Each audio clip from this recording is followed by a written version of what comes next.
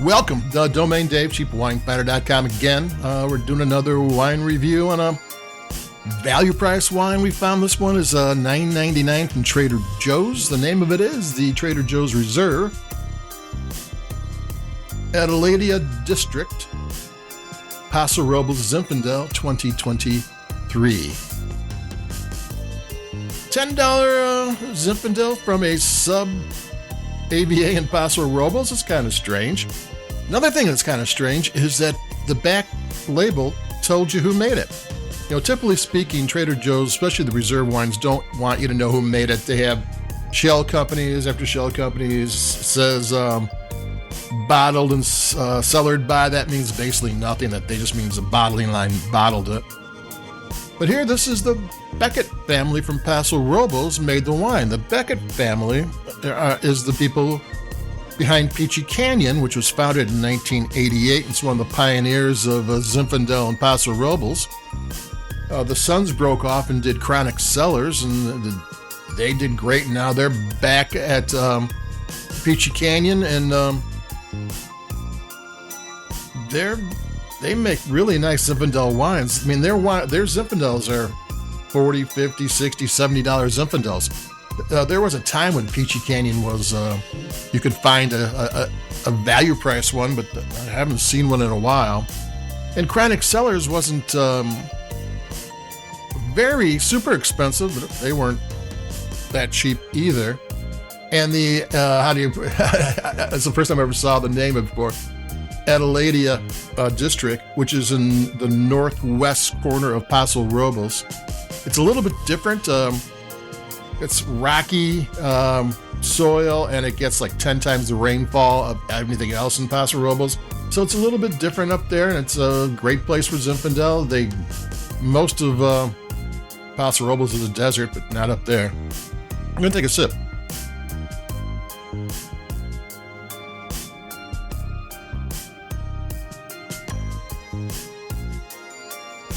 It's good.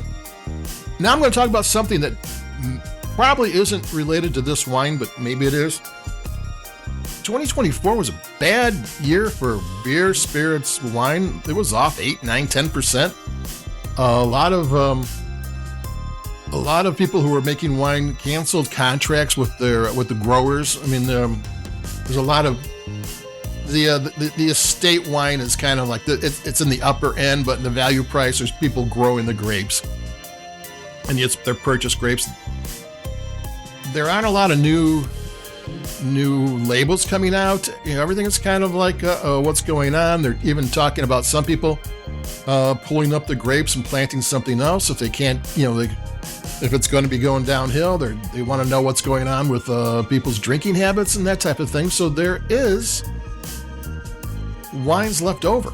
So now, is this a leftover wine? I don't know. Kind of like, you know. It has some like, why is it from a sub-AVA from Paso Robles, from one of the best producers of Zinfandel in Paso Robles. I mean, I have no idea why. I mean, I'm not telling you this is actually a $70 wine for $10, anything like that. I don't know where the grapes come from. They have enough contacts in Paso Robles.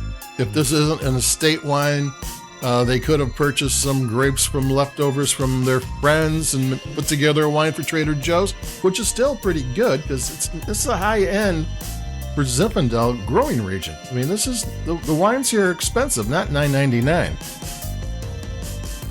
So there's bargains out there, and I mean, I'm starting to see weird things happening. Like Costco usually has the winemaker's name on it, sometimes the winery's name on it. Now Trader Joe's is starting to do that. And then I had a Aldi's wine that kind of had that too. It was from a major producer, and it's like, and they're not hiding it as well. And like, what's going on out there?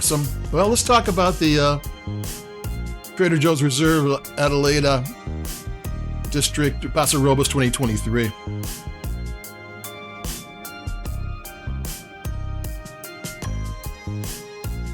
It's smooth and really tasty. It's long. It's got really good flavors to it. There's blackberry. There's like maybe some molasses, some French vanilla, some cranberry, tart cranberry, and then some smooth plum, some sweet spice. It's just got long, smooth flavors. It's not a spicy Zinfandel, but it does, because you can get that. It can be spicy. This is real smooth, nectar sweet. We're not talking about sugary sweet. We're talking about roundness to the flavors of the fruit flavors, really good fruit flavors. That molasses kind of gives it a little kick. Maybe there's some mocha in there, some little bit of coffee going on.